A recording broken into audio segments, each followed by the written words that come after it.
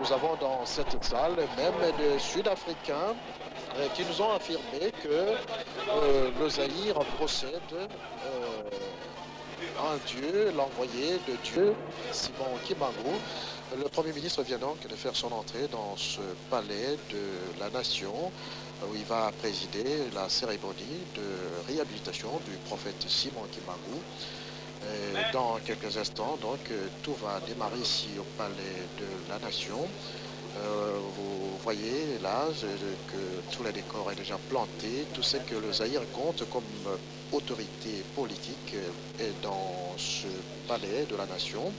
C'est donc un palais de la nation qui vient de voler la vedette quelque peu au palais du peuple, qui abrite depuis un peu plus d'un mois la conférence nationale souveraine, une conférence qui a du mal à démarrer. Et nous croyons fermement qu'à partir de cette cérémonie de la réhabilitation du prophète Simon Kimbangu, le peuple zaïrois va prendre conscience de son avenir et pour se mettre d'accord avec l'Éternel, avec Dieu. Cela dépend de son avenir. Le peuple zaïrois doit se réconcilier avec lui-même, et avec son Éternel. C'est ce qui a fait défaut. Le Premier ministre fait donc son entrée dans ce palais de la nation qui est arboré au vert et blanc, couleur chère à l'église kimbanguiste. Et comme je vous l'ai dit, cette journée de réhabilitation du prophète Simon Kimbangu, ce n'est pas seulement pour l'église kimbanguiste, c'est une journée importante pour tout le peuple zaïrois. Il faut dire que l'histoire avait été déformée injustement par le colonisateur qui avait trouvé à ce mouvement d'éveil spirituel, ce mouvement kimbanguiste, comme je vous laisse écouter un peu ces airs kimbanguistes.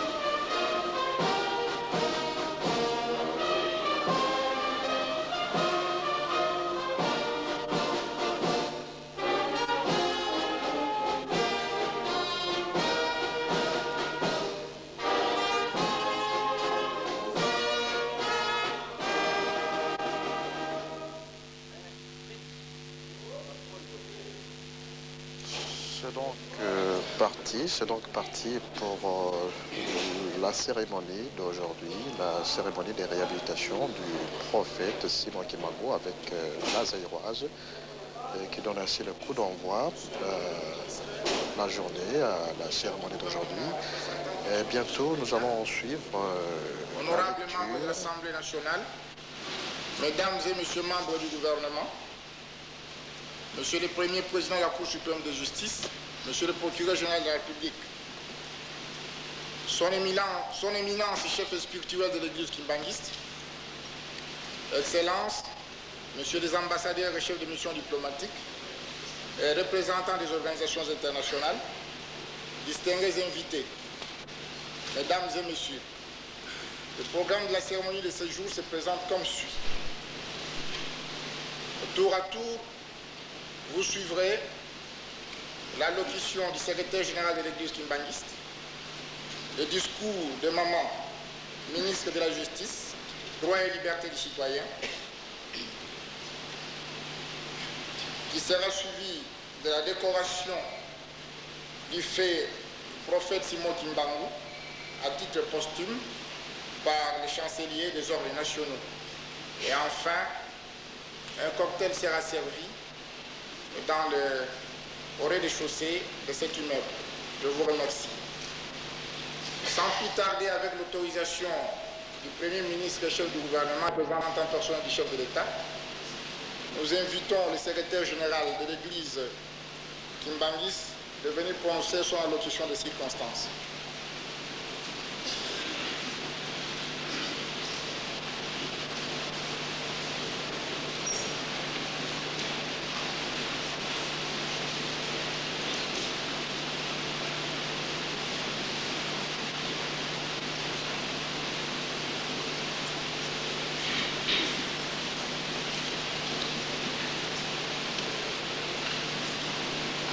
Les morts ressuscitent, les aveugles voient, les paralytiques marchent.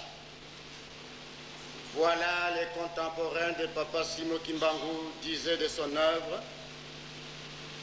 Des vieillards qui furent témoins de ces miracles sont encore en vie. À travers les témoignages de Simon Kimbangu, de son message et de ses souffrances, le Christ est devenu existentiel pour l'Église, de telle façon que le Christ n'est plus une abstraction ou un sauveur importé, mais une réalité liée à la vie, à la mentalité et aux besoins des Africains. Le kimbanguisme a ainsi découvert et gardé une nouvelle dimension spirituelle et un symbolisme de grande signification. Qui est Simon Kimbangu? Simon Kimbangu est né en Kamba le 12 septembre 1887, région du Bas-Zaïre, de l'union de Papa Kouyela et de Maman Louise. Sa mère y trouve la mort quelques mois après la naissance de son fils. Quand Kimbangu eut l'âge de 7 ans, un missionnaire sollicita auprès de sa tante qui se levait l'autorisation de lui dispenser une éducation religieuse à la mission de Gombe Lutete. A priori, cette dernière refusa à cause de l'absence de son père, mais par la suite, sa tante Marie Kinzembo l'autorisa. Il reçut une modeste formation scolaire, fut catéchiste protestant, agriculteur et marié à Maman Mouilou Kiawanga Marie. Le mariage religieux et leur baptême furent réalisés à Gombe Lutete le 4 juillet 1915. De cette union naquit 3 fils. Papa Kisolokele né le 12 février 1914, Papa Dialungana Kiangani Salomon, né le 25 mai 1916, et Papa Diangenda Kuntima, né le 22 mars 1918. En 1918, Papa Simon Kimbangu reçut le premier appel du Christ qui lui demanda de paître son troupeau et de le conduire dans la vérité. Il fut littéralement paralysé par la peur et instamment il répliqua: « Seigneur, je ne suis pas digne ni suffisamment instruit pour accomplir une difficile mission. Celle-ci conviendrait mieux aux pasteurs de Gombe-Lutete, par exemple. Eux sont bien instruits que moi. » Cette protestation fit sans effet. De ce fait, il s'enfuit pour se réfugier à Kinshasa, se fit embaucher aux Huileries du Congo belge, entreprise vaine, car, n'ayant pas été payé durant 3 mois, découragé dis-je, il s'est vu obligé de regagner Kamba. Il commencera son ministère public le 6 avril 1921 par la guérison de Maman Kiantondo. Au cours de son ministère, l'Évangile fut annoncé avec puissance, soutenu par de nombreux miracles, des résurrections des morts, dont une femme morte depuis 3 jours. Des cantiques évangéliques furent captés. Il y eut des prophéties dont la libération de l'homme noir de sa double captivité physique et spirituelle. Et cette célèbre phrase, « Les noirs deviendront des blancs et les blancs deviendront des noirs », c'est lui qui valut la condamnation à mort. Arrêté le 12 septembre 1921, il fut déféré devant un tribunal d'exception militaire à Tessville, actuellement Mbanzangou. Il fut donc jugé par un conseil de guerre le 3 octobre 1921. Il fut condamné à mort. Cette peine fut commuée à la détention perpétuelle par la grâce du roi des Belges. Papa Simon Kimbangu est mort en prison après 30 ans de détention le 12 octobre 1951 à 15 h à Elisabethville, actuellement Lubumbashi. Cependant, Papa Simon Kimbangu avait une double nature. Par exemple, la capacité spirituelle d'être physiquement à plus d'un endroit à la fois, bien qu'il soit en prison, il s'est manifesté physiquement auprès de ses fidèles et certains membres de sa famille. Le 24 avril 1942, il fut arrêté et mis dans un cachot à Boma avec grille métallique dans le Bas-Zaïre, alors qu'il se trouvait bel et bien en prison à Elisabethville dans le Katanga. La veille de sa mort, il a prédit le jour de sa mort et l'heure de l'événement à ses gardes. Il surprit les médecins lorsqu'à son autopsie, on ne trouva pas de viscères. Après sa mort, il a paru à ses compagnons des persécutions en relégation à Loa, dans la province orientale, actuellement région du Haut-Zaïre, et leur parla, prêcha. Mama Mikala en est le témoin vivant. L'œuvre de Papa Simon Kimbangu a donné naissance à une église universelle qu'à l'origine fut dirigée dans la clandestinité par son épouse Mama Mouy. Pour ceux qui ne le savent pas, l'église kimbanguiste est ouverte aux contacts œcuméniques et cherche avec ardeur la communion avec les frères chrétiens et aux hommes de bonne volonté du monde. Encore une fois, repliée sur elle-même par suite des persécutions, des calomnies, d'injures et brimades de tout genre, et je dois affirmer que l'Église, elle affirme solennellement que le passé est pardonné. Je reprends.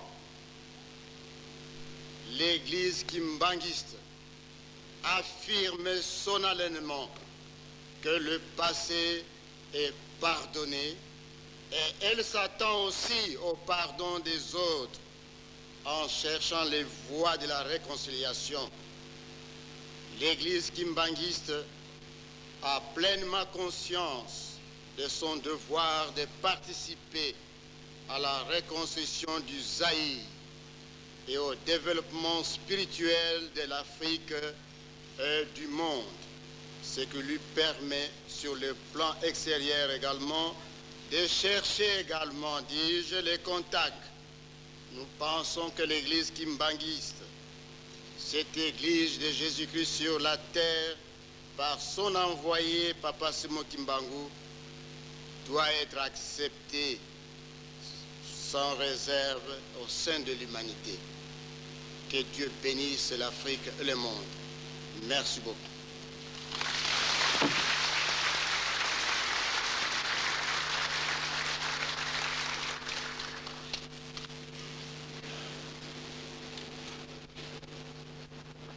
À présent, nous invitons Maman ministre de la Justice, Droit et Liberté des Citoyens à venir prononcer son discours.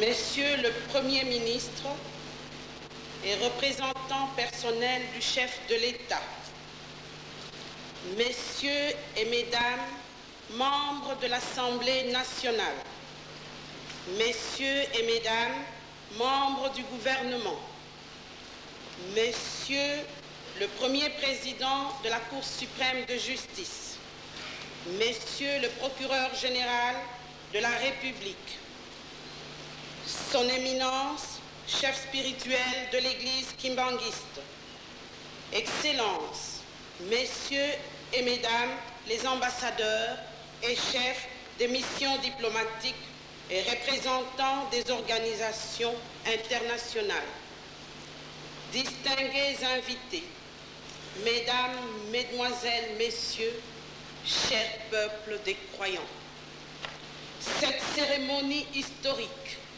marque le terme de l'inexorable dynamique qui a permis la réhabilitation progressive du prophète Simon Kimbangu.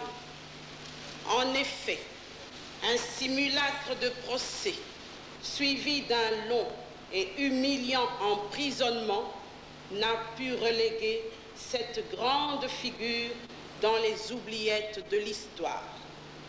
Dès l'époque coloniale, des voix remarquées comme celle de Ray Makers, Rick Mans ou Chomé osèrent s'élever pour dénoncer cette supercherie judiciaire et rétablir la vérité historique.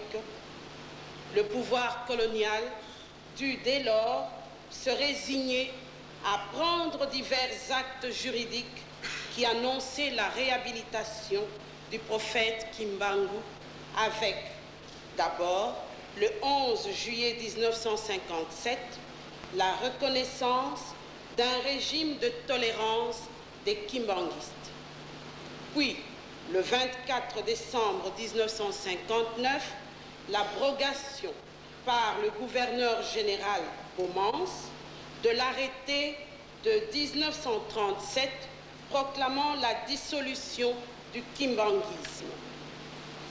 L'action décisive des fidèles kimbanguistes aboutira à la reconnaissance juridique de l'Église fondée par ce digne fils du Zaïre en décembre 1960. Aujourd'hui, notre action constitue l'aboutissement d'un long processus qui prend en compte la réalité profonde vécue par un nombre toujours croissant de fidèles, aussi bien zaïrois qu'étrangers, qui font de l'Église kimbanguiste une des grandes églises du Zaïre. Il apparaît dès lors normal, ne serait-ce que par égard aux croyances que partagent bien de compatriotes et d'étrangers, de réhabiliter le prophète dont il se réclame, et ce, dans le respect d'un autre principe démocratique, à savoir la laïcité de l'État. Ce principe implique en effet que l'État se situe au-dessus des religions et leur assure à toutes une égale protection. Voilà pourquoi, au nom du président de la République et en vertu de l'ordonnance loi numéro 91/021 du 10 septembre 1991, j'ai un inestimable privilège de vous faire part, de manière tout à fait solennelle, de l'amnistie décidée à titre posthume en faveur de Kimbangu.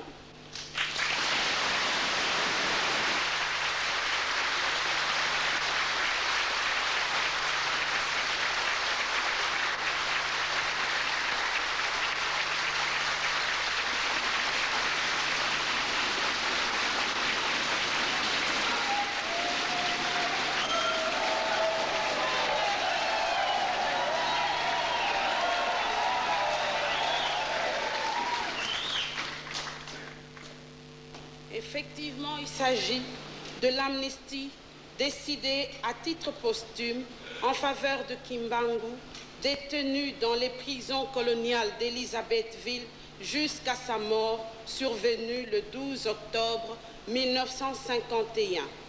Dans le même ordre d'idées et en vertu de la même ordonnance-loi, deviennent nuls et sans effet les faits infractionnels retenus à sa charge par le Conseil de guerre de Tisville, actuel Banzangungu, siégeant en matière criminelle en date du 3 octobre 1921.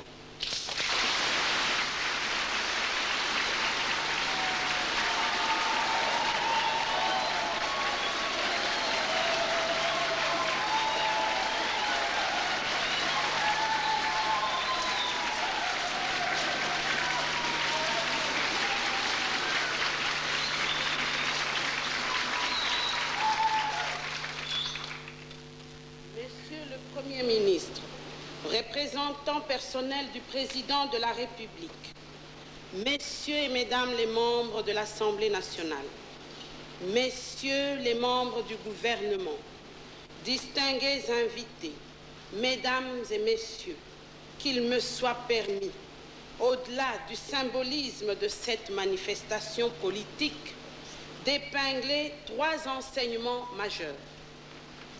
Le premier concerne l'apparition même de ce grand dirigeant noir, surgi du terroir, hors de toute influence coloniale, au moment où celle-ci apparaissait comme la seule source du pouvoir sur cette terre africaine.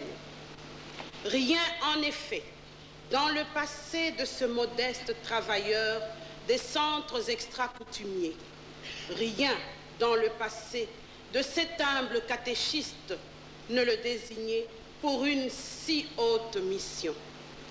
Seule la manifestation de la toute-puissance divine peut expliquer le surgissement miraculeux au milieu de ses frères de race, d'un leader charismatique envoyé pour sauver le peuple noir de l'obscurantisme aussi bien traditionnel que colonial.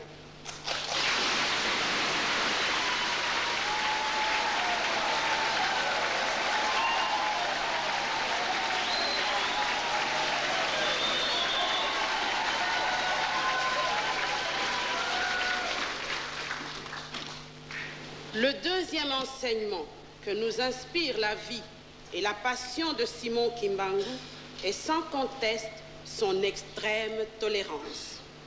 ni le message, ni le comportement de cet homme pacifique, avant, pendant et après le procès qu'il a condamné si injustement, ne révèlent la moindre injure, menace ou invective contre ses adversaires.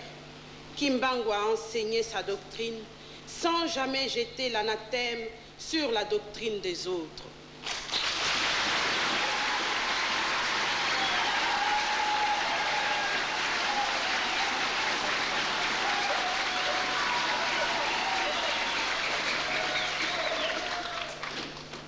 Il a subi sa peine sans jamais incriminer contre ses geôliers. Quel bel exemple de dignité, de tolérance et de grandeur d'âme. Le troisième enseignement, enfin, vise la capacité de cet homme exceptionnel à transcender un environnement hostile pour rêver et visualiser un Congo libéré et restitué à ses enfants.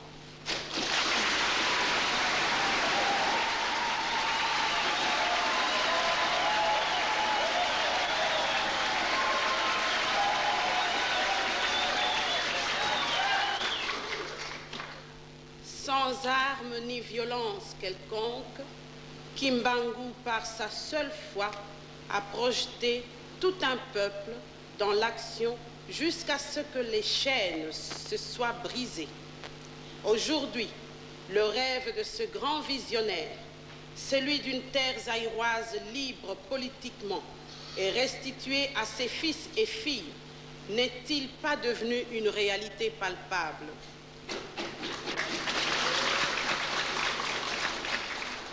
Puissions-nous, mesdames et messieurs, nous inspirer de ce triple enseignement en ce moment carrefour où notre nation recherche une fois de plus sa voie. Il nous faut aujourd'hui plus que jamais des croyants qui craignent Dieu et qui aiment leur prochain comme ils s'aiment eux-mêmes.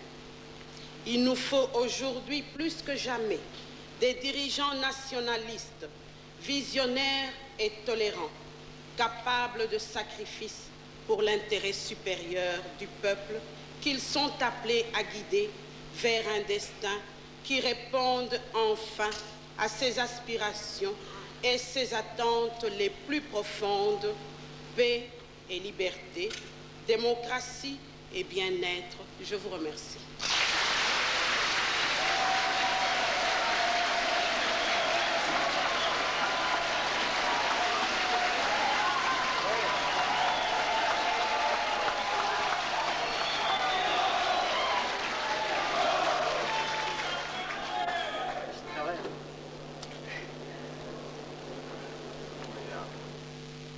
À présent, nous invitons le chancelier des ordres nationaux pour procéder à la décoration. Au général.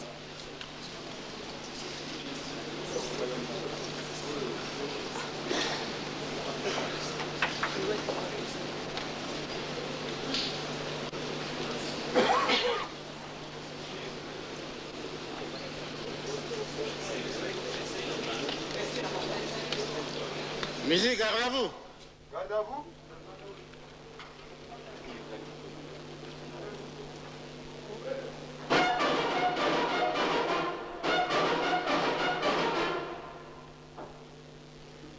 Portez les armes. Musique, ouvrez le banc.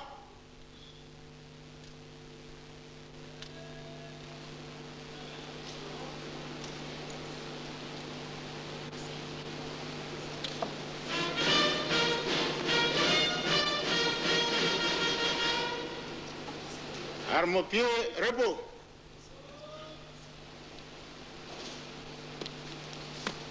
Proclamation. Ordonnance numéro 91/234 du 10 septembre 1991 portant nomination dans l'Ordre national du Léopard à titre posthume. Le président de la République, vu la Constitution, spécialement son article 48, vu tel que modifié et complété à ce jour, l'ordonnance loi numéro 66/329 du 24 mai 1966 portant création de l'Ordre national du Léopard, notamment son article 5, vu tel que modifié et complété à ce jour. L'ordonnance numéro 66/330 du 24 mai 1966 déterminant les conditions d'octroi du Léopard, notamment son article 5, sur proposition du chancelier des ordres nationaux, ordonne, article 1er, est nommé Grand Cordon de l'Ordre national du Léopard à titre posthume, feu le prophète Simon Kimbangu.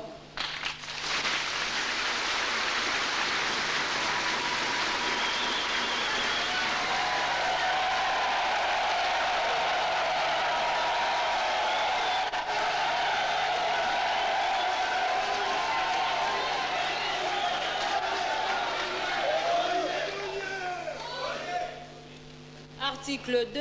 Le chancelier des ordres nationaux est chargé de l'exécution de la présente ordonnance qui entre en vigueur de sa signature, faite à Badolité le 10 septembre 1991, Mobutu Sese Seko Kukumbendu Wazabanga, maréchal.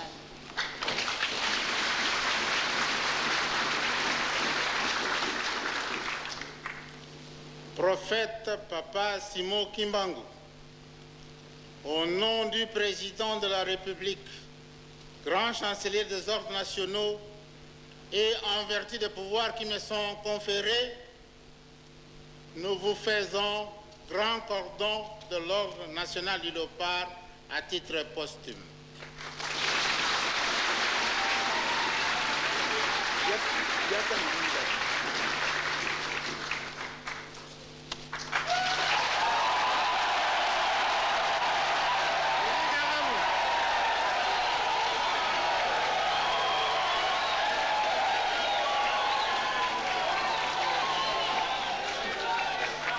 Messieurs, garde à vous. Présentez les armes.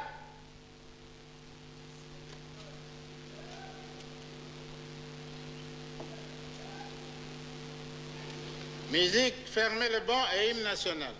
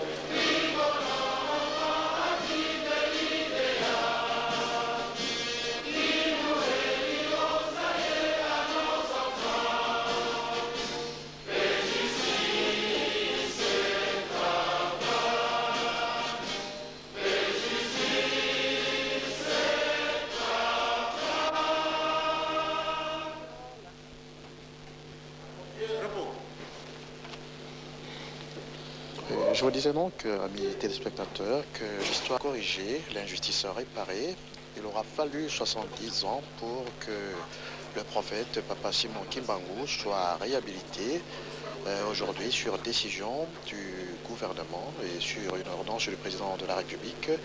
Il a été admis dans l'ordre de Léopard, dans le grade de Grand Cordon. C'est pratiquement terminé ici. Je ne suis pas seul, ici au Palais de la Nation. Je m'en vais passer le micro à mon confrère Kateli Zola qui va devoir fixer un peu les téléspectateurs qui parlent Kikongo sur la cérémonie d'aujourd'hui au Palais de la Nation. Kateli Zola.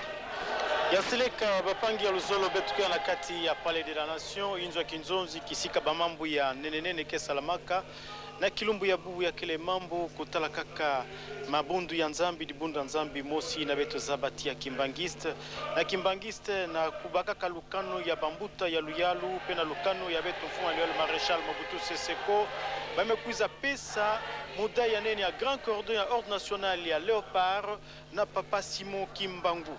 Benfwa na zabati Papa Simon Kimbangu bandakaka na lubutuko na yandi te na tangu yani kuza kufua ba mambo mingi kuza kasalama na ina kutala kaka luzingu nandi ya mvimba awa na insi na beto Zaire. Na kumona ka mingi ti ba mambo ya mutindo kuza kasala Simon Kimbangu kuza kasala ba mambo ya mfunu ina kutala kaka mbalukulu ya luzingu ya bantu pamba ve yani vonda kanwa na mingi samuti na luzingu ya ndombe kuza baluka yani kuza katuba tiki sikati ndombe fwana baka kifulu ya mundele ina yani kuza katuba yao ya kelende kaba mambu ya mfunu ina kutala nsobolo ya luzingu ya ndombe na kati ya ntoto na beto na tangu ya ibamemona ti kisika nvanda kaba mvula 13 mvimba na kati ya boloko ya Elizabethville na tangu betuke na kutuba shaba mingi bamekuiza pesa yani medai samu na kundima ba mambu yonso yani kuiza katuba mambu ina ya vwanda kakave na kati nsina betu kasi mambu ina kuiza katiamuka na kati Afrika ya mvimba na kutalaka ba inchi kele pembe na beto na Republique ya Congo na kutalaka na Republique ya Angola kuna mambo kutala kaka Papa Simon na inzo nzembe ya kitwadi kuiza kasalama betu banza tiyake na mfunu nyonso mutindu Premier ministre Mulumba Luko Jimekuza Monikisa Maréchal Mobutu Sese Seko na kati ya Palais de la Nation samu na kusala nkinzi ai ya kundima babisalu ya Papa Simon. Papa Simon na kutalaka na luzingu nandi kisika ni kuzaka butuka na nkamba na mvula difuna mosi kama nana 18 na nsambwadi na bilumbu 10 na zole ya ngonda Ivoire tena tangu yai yamekuza sala bamvula 10 nsambwadi ya mvimba. Pena luzingu nandi pamba vendi kuzaka butuka na region ya Bazaire na sous-région ya Cataract na papa uyela pena mama Luezi pe yani kuzaka sala kamwa bakalasi ya fioti kasi diambo nene vwandaka na andi ata ya vwandaka kuvata ntoto sana kokidikila kasi diambo ya kupesa mutindu ina baminkuikizi diambo kutala nzambi pe yani kuzaka kwela mama Mwilu pe Mwilu Marie Kiawanga bakuzaka buta bana tatu na kutalaka papa kisolokele ina dizina nandi kele na baletre 10 ya mvimba butukaka na bilumbu 10 na zoli ya ngonde zoli ya mvodi funa mosi kama kwa 10 na iya pe na kutadiaka papa dia lungana baletre pe 10 ya mvimba butukana bilumbu 10 zoli na 5 ya ngonda 5 na mvula difuna mosi 10 na sambanu na nsuka ekele papa dia ngenda pe baletre kele 10 ina kuzaka butuka na biluma 10 zole na zole yangonda 3 mvodi funa mosi kama kwa 18